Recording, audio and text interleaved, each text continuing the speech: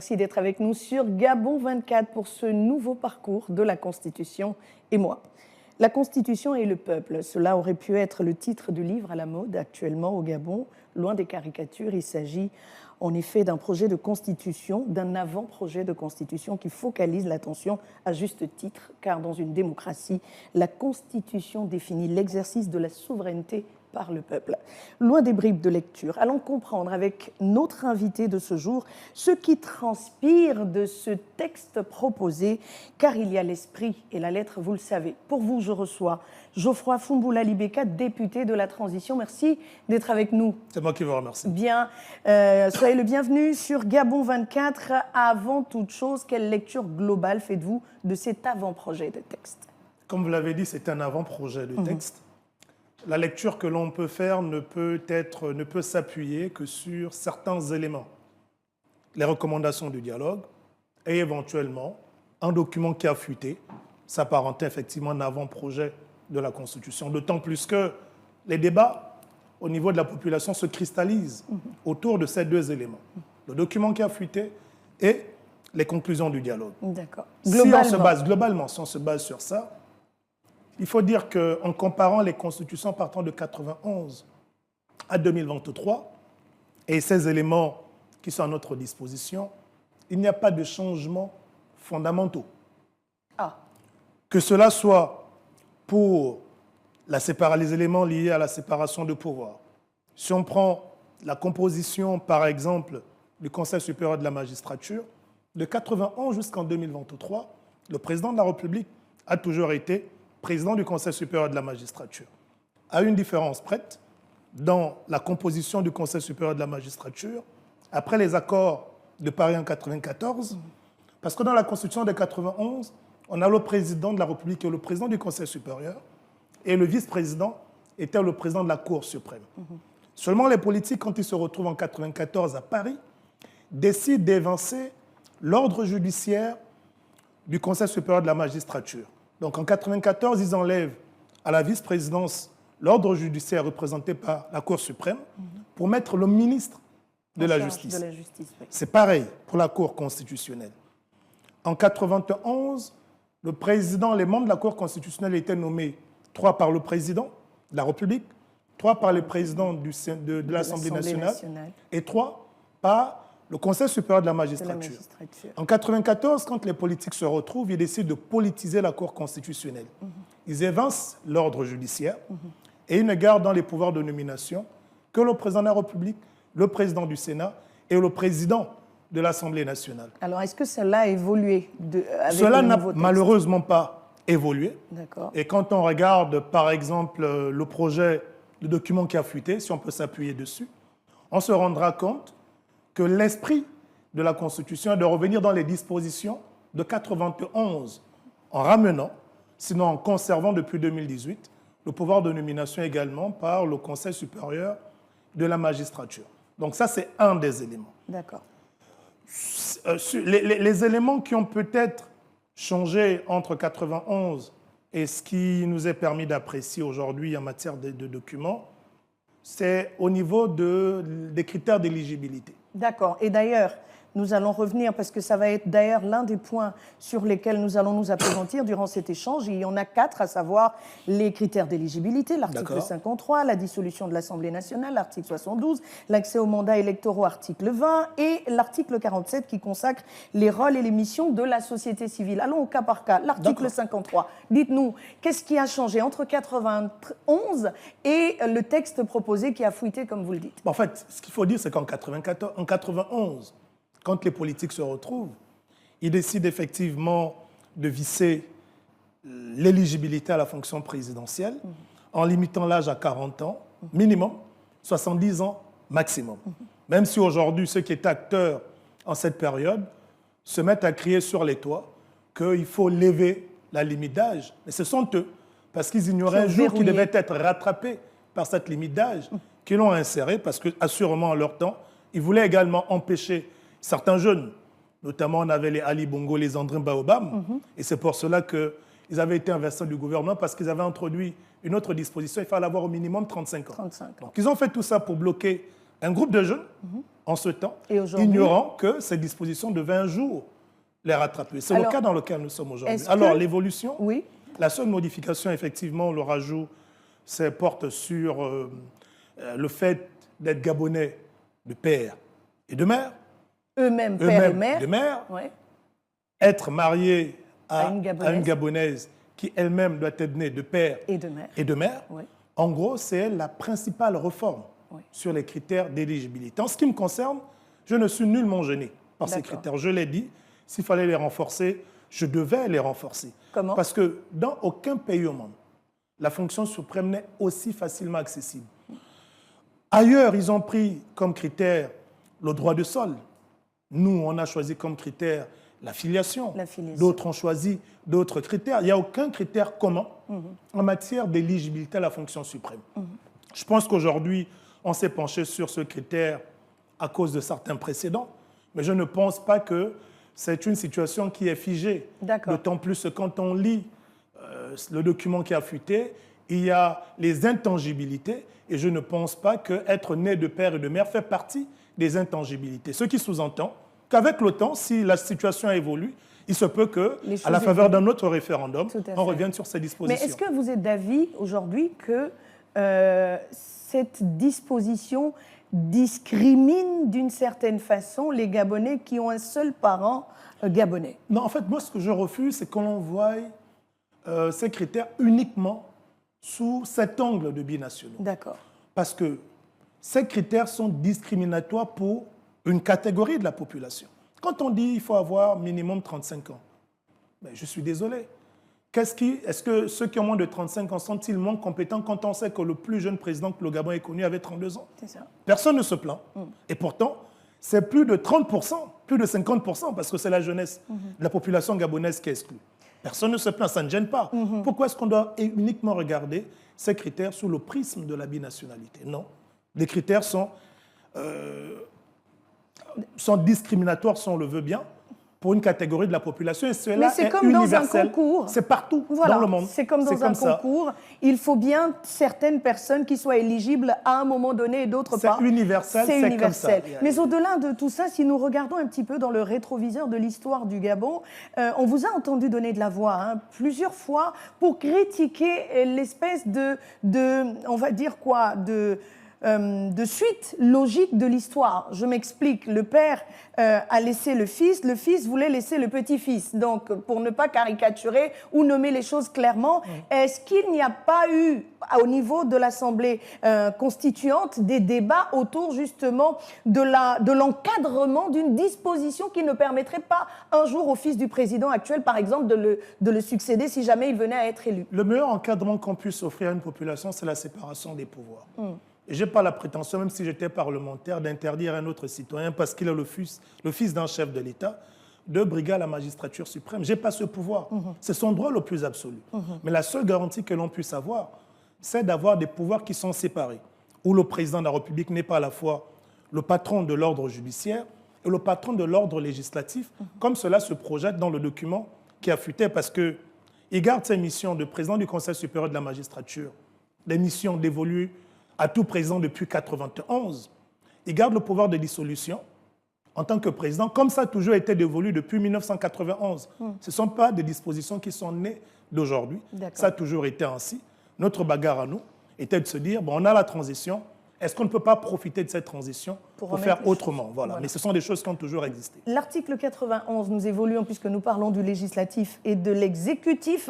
L'article stipule que le vice-président du gouvernement et les ministres répondent aux interpellations devant la Chambre du Parlement concernée. En la circonstance, celle-ci peut prendre une résolution pour faire des recommandations au président de la République. Est-ce qu'il y a vice de forme ou il y a quelque chose à améliorer? Si oui. Il y a vice de forme. En fait, bon, déjà, voyez-vous, on se projette vers un régime présidentiel. Le régime présidentiel est valable au Bénin, c'est un régime présidentiel dans d'autres pays. Le principe de régime présidentiel, c'est que le président est élu en ticket avec un vice-président. Or, la projection est ici, est ce que moi j'appelais un régime autochtone, un régime bantou. Parce qu'en fait, ça n'a rien d'un régime présidentiel. Mais tout compte fait, les législateurs, sinon les constituants, le comité constitutionnel, les Gabonais, quand on regarde les conclusions du dialogue, ils ont retenu comme conclusion que le président devait être élu seul, c'est dans les conclusions, et il pouvait nommer un vice-président et ainsi de suite. Ça, ce n'est pas nous, ce sont les conclusions du dialogue. Assurément que le dialogue a défini comme forme de régime ce régime que j'appelle autochtone, mais, comme je le disais, pour moi, ça ne répond pas en fait à une norme, et j'ai des difficultés à saisir le format qui nous a offert. On va essayer de s'adapter, si c'est le choix qui est arrêté par le plus grand nombre de Gabonais. Là, vous venez dire aux Gabonais qui vous regardent actuellement que toutes ces questions émanent bel et bien du dialogue national. Ce n'est pas une proposition du CTRI, papier à la main, tenez vos stylos. Ce sont des Gabonais qui ont véritablement contribué pour asseoir ce texte qui a fuité, comme vous le dites. C'est écrit noir sur blanc dans les conclusions du dialogue. Moi, je n'ai pas participé au dialogue, j'ai dénoncé. Mais je n'ai pas entendu les partis politiques, je n'ai pas entendu des acteurs venir dénoncer ces conclusions de ce document qui était à la disposition de tout le monde. Ce qui sous-entend que tous ceux qui ont participé et qui étaient représentés, parce que la plupart des partis politiques, sinon les partis politiques leaders, étaient représentés, les religieux étaient représentés, les citoyens acteurs de la société civile étaient représentés. Si personne a tenu une conférence de presse pour remettre en cause le contenu de ces conclusions du dialogue, c'est qu'ils se reconnaissent et ils sont en phase avec ce modèle de régime que nous, par exemple, qui n'avons pas participé, avons commencé à décrier. Mais vous le décriez pourquoi? Vous le décriez pourquoi? Qu'est-ce que vous souhaitez que soit fait? C'est un souhait, je ne dis pas que c'est votre lecture globale de la situation. Alors, il y en a d'autres qui sont allés au dialogue et qui ont choisi quelque chose. Et vous, société civile, vous dites, nous ne sommes pas d'accord parce qu'on aurait pu faire mieux. Comment? Non, enfin, je suis respectueux déjà du choix. C'est pourquoi je disais, je n'ai pas la prétention en tant qu'individu de remettre en cause le choix du plus grand nombre. Je pense qu'il y a des choses qui peuvent être améliorées, notamment au niveau du régime. Et ce sont les bagarres que nous avons menées lors de notre constituante, à mener effectivement, à orienter le regard vers un véritable régime présidentiel où le président est élu en ticket avec son vice-président, où le président n'est pas le président du Conseil supérieur de la magistrature et où il n'a pas aussi le pouvoir de dissoudre l'Assemblée nationale.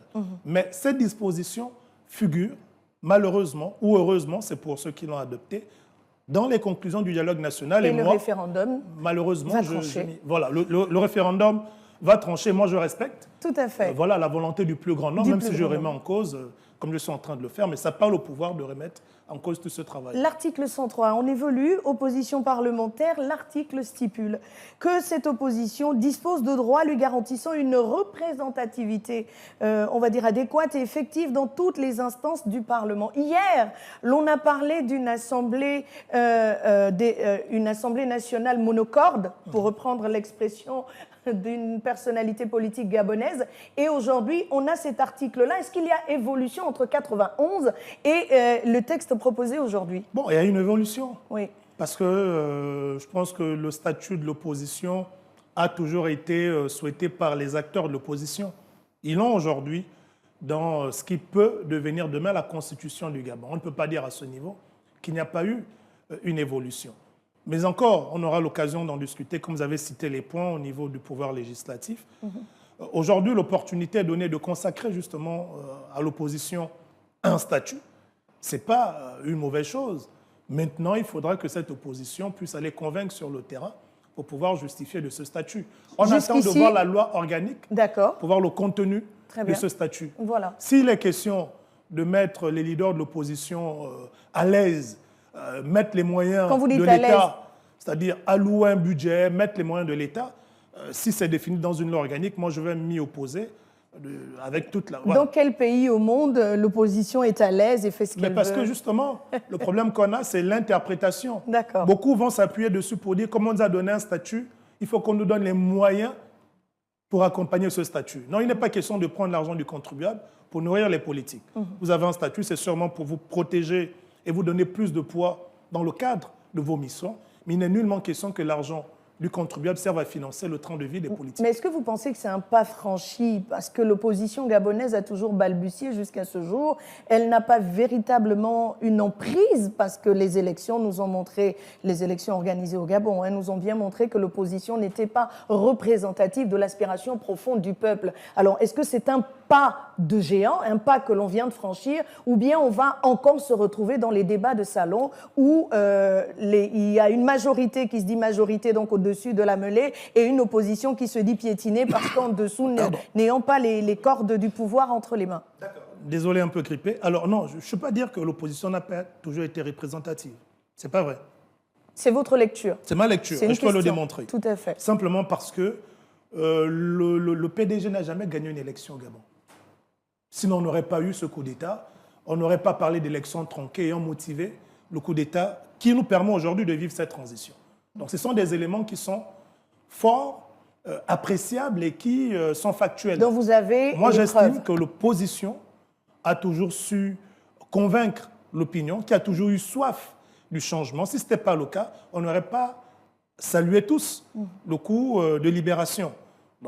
L'opposition, malheureusement, a toujours eu en face un système qui empêchait la population, au peuple gabonais, de pouvoir non seulement s'exprimer, mais surtout, même dans ces difficultés d'expression, de respecter le choix de cette population. Mais l'opposition n'a jamais été très visible. Hein. Il faut toujours accuser le PDG à bon dos aujourd'hui parce qu'ils ne sont plus au pouvoir. Je ne sais pas si nous vivons dans le même pays. Oui, mais l'opposition, qui a interdit à l'opposition de se réunir dans son village, de s'organiser pour se faire entendre? Mais c'est vrai en fait que je ne sais pas si on vit dans le même pays. Dans le même pays, le Gabon. Dans le même pays, le Gabon, oui. C'est ce que l'opposition a toujours fait, à moins qu'on m'apporte des preuves contraires. Contraire. Malheureusement, les médias publics notamment étaient confisqués par le système en place.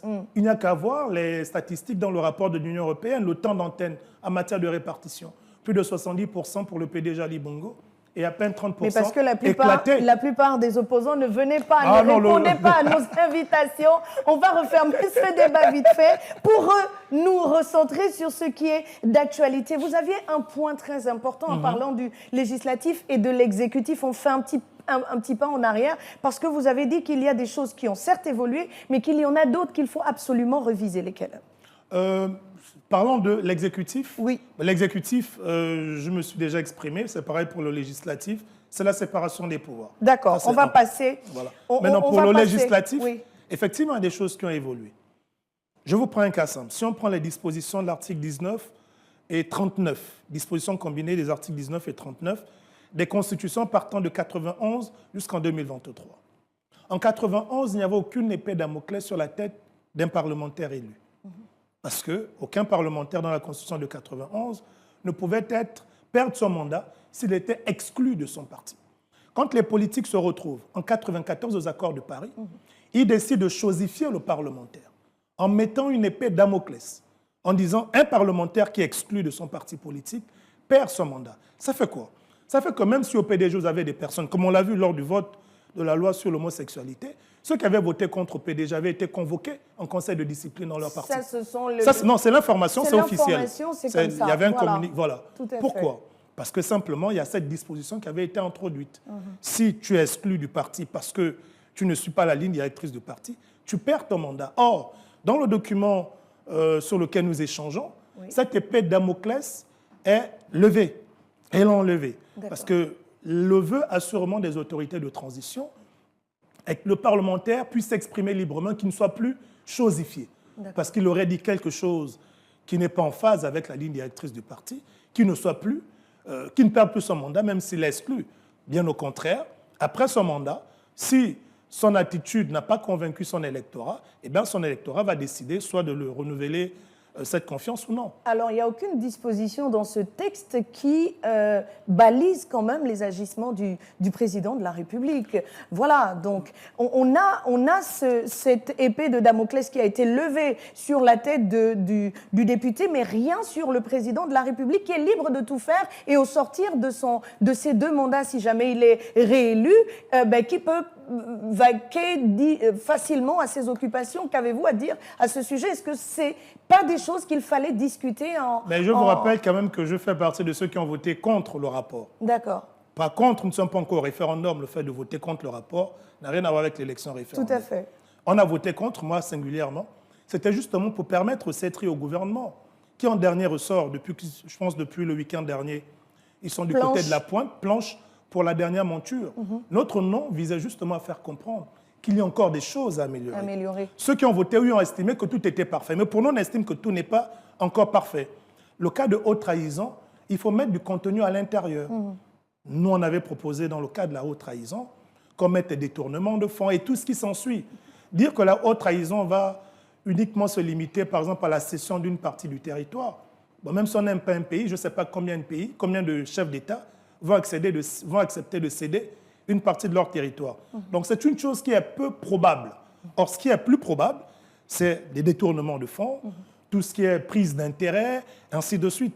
Ça, ce sont des situations auxquelles nous avons malheureusement été habitués dans le cadre de nos gouvernances en Afrique. Et qu'il faut changer. Et qu'il faut changer. D'accord. Et cette période de transition est propice à la réécriture même de la façon de faire. Donc, si nous écoutons ceux qui sont sur la dernière, qui sont en train de pencher donc, le gouvernement avis au gouvernement et au voilà, CPRI, ce serait bien de mettre du contenu dans ce qu'on a défini comme étant la haute trahison. Voilà. Remettre tous ces éléments pour rassurer la population que le président, finalement, n'est pas exempté de tout pendant son mandat. S'il détourne des fonds publics, il peut être poursuivi. S'il fait ceci, il peut être poursuivi. S'il est auteur d'un crime, je dis n'importe quoi, avoir donné l'ordre de tirer sur des compatriotes qui, par exemple, seraient en train de contester des résultats d'une élection à venir, ben, qu'il reprenne de ses actes. Il faut qu'on mette du contenu. Il faut qu'on encadre et mette du contenu, c'est ce que vous souhaitez. Et il y a encore cette autre question. Il s'est posé justement la problématique de la vacance de pouvoir. Pendant un moment, on vous a entendu à gorge déployée sur les médias pour fustiger un certain nombre d'agissements de l'ancien pouvoir. Aujourd'hui, est-ce que cette disposition, finalement, a été prise en compte pour ne pas replonger le pays dans ce qui s'apparente à une vacance de pouvoir constatée? Dans le document faisant débat, effectivement, cette disposition a été prise en compte. D'accord. Il faut dire que dans l'article 8 des constitutions allant de 2091 à 2023, le président de la République est le détenteur suprême du pouvoir exécutif, qu'il partage avec le Premier ministre dans les constitutions de 91 jusqu'en 2018 par là. Et après 2018, il assure ce pouvoir suprême tout seul. Alors, par rapport à la question qui est posée, il faut dire qu'en 2023, il nous a amené le triumvirat. Vraiment quelque chose qui sortait de l'ordinaire. C'était nouveau, hein? Vous avez de nouvelles dispositions. Mais en même temps, c'était indécent. D'accord. Donc, le projet, aujourd'hui, nous ramène dans des dispositions qui sont normales. D'accord. Où, en cas de vacances, c'est le président du Sénat, en cas de vacances définitives, c'est le président du Sénat qui assure la vacance de pouvoir jusqu'à l'élection du futur président. Mais je vous ai déjà entendu vous poser la grande question, à quoi sert le Sénat dans un pays comme le Gabon? Moi, je ne suis pas pour le maintien du Sénat, je le dis haut et fort, mais si... Au niveau de conclusion du dialogue, ceux qui se sont retrouvés ont estimé qu'il fallait maintenir le Sénat. Moi, je ne vois pas quelle est la nécessité d'avoir 2 chambres au Gabon. Je ne vois vraiment aucune nécessité. Mais bon, si le plus grand nombre a décidé, on va voir ce que ça va donner. Mais ce sont, pour moi, des charges inutiles au budget de l'État. Le Sénat, pour moi, n'a pas lieu d'être. Qu'on renforce les capacités du Conseil économique et social, qu'on transfère certaines prérogatives du Sénat de ce côté-là, on se retrouve avec une seule chambre qui est l'Assemblée nationale et le Conseil du peuple. Mais bon, comme je l'ai dit, je n'ai pas le pouvoir de remettre en cause. Est-ce que vous pensez aujourd'hui qu'avec ce nouveau texte, le Parlement sera un petit peu libre de ses mouvements? On a vu une chambre du Parlement qui était aux ordres de la majorité. Je pèse mes mots quand je le dis, parce que nous avons vu des débats, le veto était donné par la tête du parti. Et aujourd'hui, est-ce que vous pensez que les dispositions contenues dans ce projet, cet avant-projet de constitution, sont conformes à ce qui doit, au normal, à ce qui doit être normal? Les dispositions n'ont aucun sens, mais il nous faudra maintenant avoir un autre texte fort. Oui. C'est le code électoral pour permettre à ce que ceux qui seront réellement élus dans les urnes puissent siéger au niveau de l'Assemblée pour qu'ils puissent bénéficier des avantages que confère cette nouvelle constitution. On peut avoir ces avantages, mais si le code électoral n'est pas clair et ne garantit pas une transparence, on va se retrouver avec une chambre qui sera... C'est une prochaine étape. C'est une prochaine étape. Pour l'instant, on se contente de ça et on parle rapidement du droit syndical. Alors, nous avons nous avons entendu des choses ici qui ont tiré les cheveux de M. Fumbola. Et je me souviens d'une de vos vidéos, vous appeliez un petit peu au sursaut patriotique et en disant publiquement que votre vie était menacée. Aujourd'hui, le syndicat a droit de citer, même dans cet article-là, l'article 17 qui dit que le droit syndical et le droit de grève sont reconnus aux agents publics et aux travailleurs du secteur privé dans les conditions définies par la loi. L'exercice du droit de grève par les agents publics ou par les travailleurs du secteur privé doit garantir la continuité du service. Est-ce que cela, c'est une avancée ou bien l'on est juste dans le verbiage et vous vous retrouvez dans effectivement ce qui est dit? C'est une avancée parce que c'était sous-entendu dans les anciennes constitutions. Ce n'était pas explicitement défini. Et la grande avancée, cela se retrouve rapidement en 20 secondes. Dans le préambule de la Constitution de 91, parlait d'une démocratie multipartite. Donc c'était toujours le contrôle des partis politiques. En 94, on est parti à une démocratie pluraliste. Les acteurs politiques et les partis politiques. Mais dans la projection, c'est une démocratie pluraliste et participative. Ce qui sous-entend qu'on reconnaît dorénavant la contribution des acteurs civiques, d'où la consécration dans ce document de la société civile. Voilà, qui dit que la société civile est une composante de l'expression de la démocratie pluraliste et participative. Elle contribue au développement démocratique, économique, social, culturel et environnemental. Que pensez-vous de la place conférée à la politique dans ce texte? Pour vous, on avance, comme le disent certains politiciens, on recule? Pour moi, c'est une avancée. Comment? Mais ce serait parfait comme avancée, un peu grippé, par la séparation des pouvoirs. C'est tout. C'est-à-dire, si on enlève le problème de concentration de pouvoir, on a une constitution qui est quasi parfaite. Le seul point à l'intérieur, la seule tâche, demeure toujours la concentration des pouvoirs. On ne veut pas s'en départir depuis 1991 et apparemment on veut poursuivre avec ce format de concentration de pouvoir autour de l'exécutif. C'est le seul souci à mon niveau dans cette constitution. Sinon, s'il concentre tout, c'est un super président, comme je l'ai entendu. Comme il a toujours été depuis 1991. Et ça pose problème? Ça posera toujours problème, parce que le problème a ce niveau. Et la société civile libre d'exprimer sa pleine volonté va le fustiger. Je continue de le faire, quoi qu'étant député nommé, quand je ne suis pas en phase, je le dis clairement. Parce que les députés nommés parlent au nom du CTRI, c'est ce qu'on a entendu ici. Ah non, je parle au nom du peuple. Je présume que je n'ai pas été nommé pour faire de la fantaisie en tant que député, mais pour jouer pleinement le rôle d'un député. Et je compte le jouer pleinement. Nous sommes arrivés au terme de cet échange. Que retenir à la fin? Ce qu'il faut retenir, c'est que nous avons une constitution qui n'est pas la plus terrible du monde, qui est déjà meilleure que toutes les précédentes constitutions que nous avons eues depuis 1991, mais qui peut être parfaite si on arrive effectivement à se départir de la concentration des pouvoirs autour du président. Le conseil à donner justement aux populations, c'est de beaucoup lire.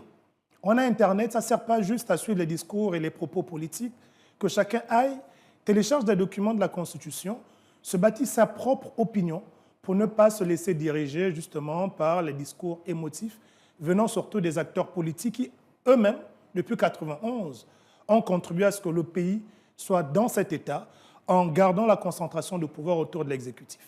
Merci à vous, Geoffroy Fumbola Libeka, mon invité sur ce parcours de la Constitution. Et moi, avec lui, il était question de regarder l'article 53 qui parle de conditions de critères d'éligibilité. Nous avons également parcouru avec lui l'article 72 qui traite de la dissolution de l'Assemblée nationale. Nous sommes revenus également avec lui sur la relation exécutive et législative et plus tard dans l'échange, nous avons au cours de cet échange donc parlé de cette société civile qui a longtemps donné de la voix pour que les choses rentrent dans les rangs. Merci beaucoup à vous et ce que l'on retient, c'est que le peuple doit être lucide face à tout ce qui se fait et avoir une bonne lecture de ce qui se fait. Exact. Voilà qui est dit. Merci à vous de nous avoir suivis.